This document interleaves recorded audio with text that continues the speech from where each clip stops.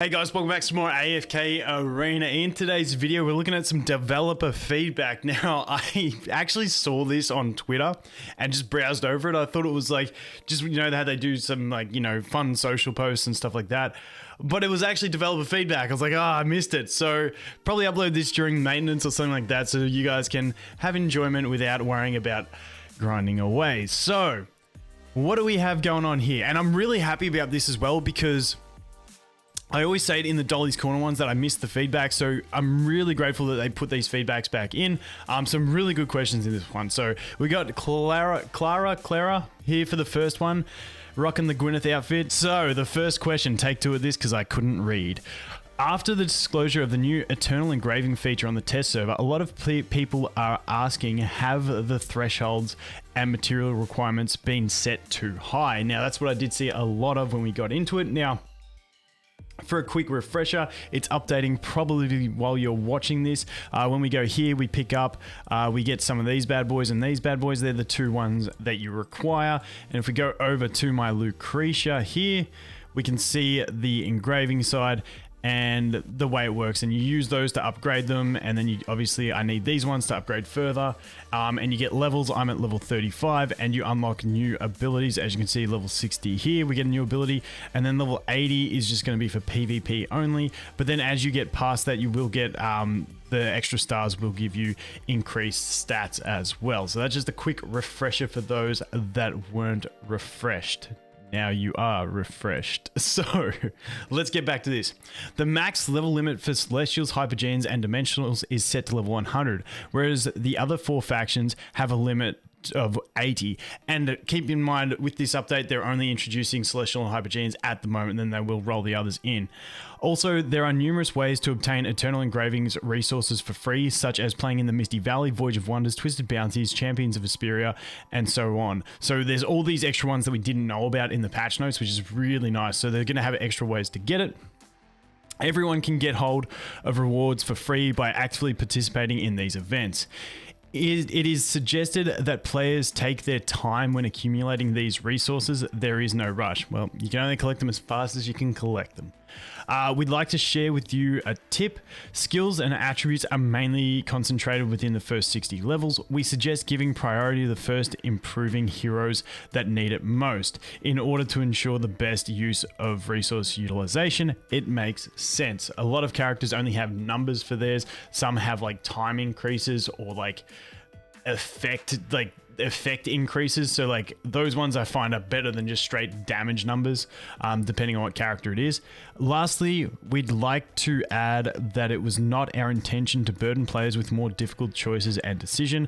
Thus, the main purpose of Eternal Engraving system is to strengthen the hero abilities which already exist. Anyone who has an idea is welcome to let us know. As for your concerns about upcoming content, we will answer them more in detail in the next question. So like I said, that one there, I thought it was going to be like another furniture where everything gets a rework, but it is only numbers. There will definitely be different heroes that you want to prioritize over others, but we will work on that list, and hopefully Artie, have you got something? Grub, someone? But hopefully we will get that information across to you guys, because there is a lot to like analyze, especially in the end game. But for me personally, I'm just going all in on Lucretia first up because, hey, it's Lucretia. Anyway, next question. Aside from the engraving system, does the development team have any plans for any new game modes? Adding more game modes is most important. So this is actually a pretty good answer. I really like this one. Of course, everyone's feedback has been very helpful to us all the time. And recently the dev team has been working hard on creating some medium to large scale innovative game modes that we hope will bring you a new kind of gaming experience. Yes, I battled through that paragraph, but hey, I suck at reading.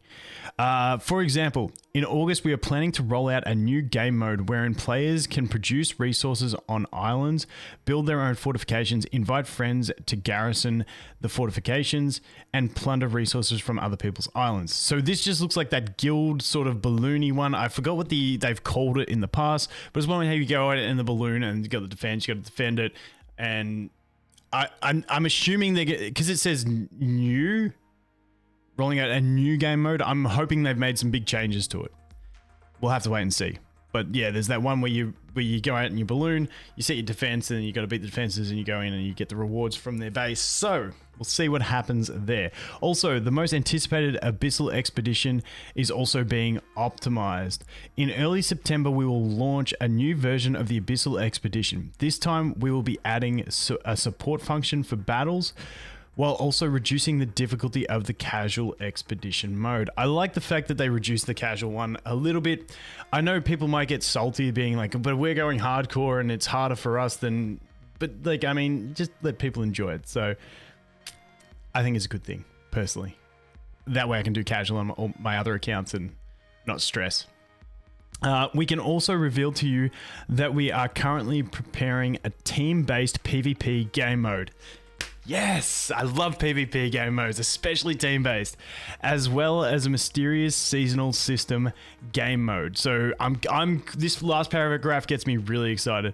After receiving your feedback from the engraving system, we will be pushing out more events wherein players can get their hands on even more rewards and benefits. So I'm hyped for the PvP team-based game mode. Not sure what it is. I don't know if it's going to be like the real-time type things like they've been doing with the Battle of Blood and the War of Wits. And what's the current one called? It's something... I can't remember. It's wait, give me one sec. Oh, it's gone. It's gone, isn't it? It's gone. It's gone. I can't remember the name of it. Ah, no. Anyway, you guys know what I'm talking about. Next up. The Lightbearers are generally very underpowered right now. Are there any plans to change this in the future? We are well aware that a lot of players have been discussing the Lightbearers' weakness recently. And going forward, we will continue to pay attention to this issue by combining player data and actual in-game numerical data. Each faction has their own unique design and style, so we wanted to maintain these respective differences in accordance with the game's storyline, while simultaneously striving to maintain balance between each faction. In future versions, attempts will be made to reduce the perceived weakness of the Lightbearers by broadening and amplifying their hero design. So to me, that just sounds like buffs coming up for Lightbearers. That's how I read that. But you know, I'm not the most intellectual person around. New Lightbearer heroes are in the works and will be introduced in the near future. Hopefully, the addition of new heroes will bring more possibilities and flexibility to the Lightbearer faction. Well, I mean, they did bring Walker in, like, the possibilities. Just a joke, guys.